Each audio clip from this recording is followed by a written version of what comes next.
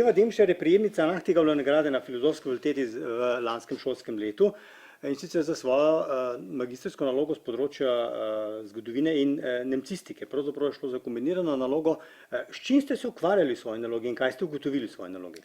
Jaz sem se pravzaprav ukvarjala z izobraževanjem žensk v času Habsburške monarhije oziroma med 1848 in 1918.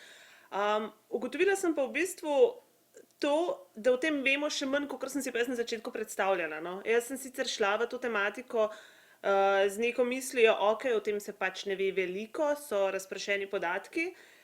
Potem sem pa ugotovila, da v bistvu to izobraževanje žensk, da je bilo še precej manj raziskano oziroma precej še slabše zastopano, no, kot sem si pa na začetku predstavljala. Vedela sem sicer, da so neke omejitve, ampak potem, ko sem začela to brati, to se je kar razprostiralo, ni bilo tega čez dalje več. No.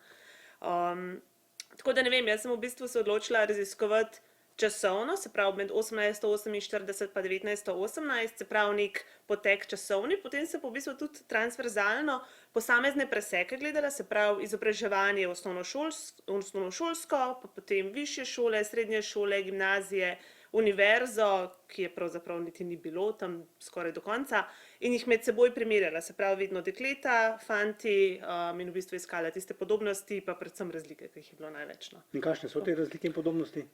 Naprimer, začne se pri telovadbi, ki jih dekleta sploh niso imele, zato ker, naprimer, bi po to, ne vem, zaznamovalo za celo življenje, potem celibat učiteljic, mimo katerega sploh ne moremo. Naprimer, učiteljica, ki se je poročila, se je prostovoljno odpovedala svoji službi. Potem o nizkih plačah. Plača učiteljice je znašala naprimer 80% plače moškega učitelja. To se je vleklo kar tam do, mislim, da celo v Trstu je bilo 1910, je bila še vedno 85 oziroma 95%, če se ne motim. Potem predmetniki, naprimer predmetniki dekliških in fantovskih šol so izgledala enaka, ko si pa pogledal v bistvu posamezne predmete, pa kaj se je poučevalo, se je pa ugotovilo, da dekleta naprimer lahko samo pojejo, ne smejo igrati inštrumentov, dekleta ne smejo geometrijsko risati in ne smejo delati preizkusov pri fiziki pa pri matematiki, ampak se lahko v bistvu učijo samo nekaj na pamet. Dekleta lahko, naprimer, so zelo dobre v gospodinjstvu, ampak sadjarstvo definitivno ni njihova panoga. In tako naprej, no, tega je bilo ogromno. Tudi, naprimer, kakšne pesmi se lahko dekleta učijo, pa kakšne pesmi se lahko učijo moški. Kako naj bi šola pravzaprav škodovala dekletom, jih še bolj pomehkužila in jih učila pravzaprav kar nekaj, kar v svojem življenju sploh ne bojo rabile. Potem sploh to, da so dekleta, naprimer, pol na neki točki lahko dobila maturo, oziroma to maturitetno spričevalo, ampak je bil za njih to samo papir, ker z njim pač niso smele na univerzo oziroma na fakulteto in je bila dejansko zadnja klauzula, kjer je pisalo, to je spričevalo, s katero se gre lahko na fakulteto, je bilo pač prečrtano, ne, malo drugače kot pri moških kolegih. Univerza je bila pa itak nedosegljiva, no, to je bilo pa čisto poglavje zase. Tako da pravzaprav to, da kako velike razlike so bile in še bolj to, koliko časa se je to vleklo, mislim, kako. Prebrala sem namreč ogromno časopisov, Slovenko, naprimer, sem kar celo prelistala skoraj, učiteljskega tovariša, slovenskega učitelja. In v bistvu, ko si bral ti dvoboje noter, ti govore, mislim, meni se je zdelo tako, kot da bi bral nek napet film, ker so zastopali tako zelo močno svoje pravice in potem sploh ta celibat, no, vse to se je potem še kar nekaj časa vleklo.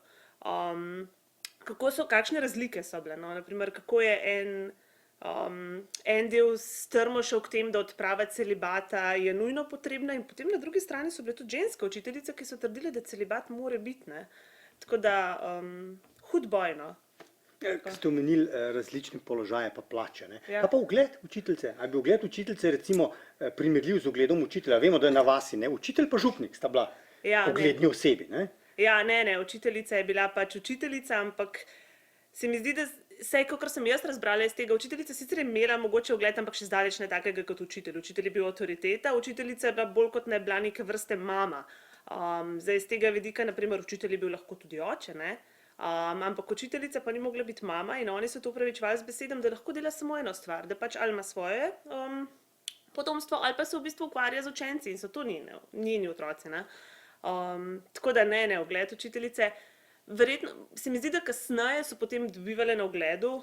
Na začetku je pa bil v bistvu, jaz sem poklic učiteljice bolj videla kot neko edino možnost, ki so jo sploh imele, da so lahko pravzaprav kam prišle. Ker to je bilo edino izobrazba, ki so se lahko, ki jim je bila omogočena na drugi stopni, ker gimnazija seveda je bila zaprta.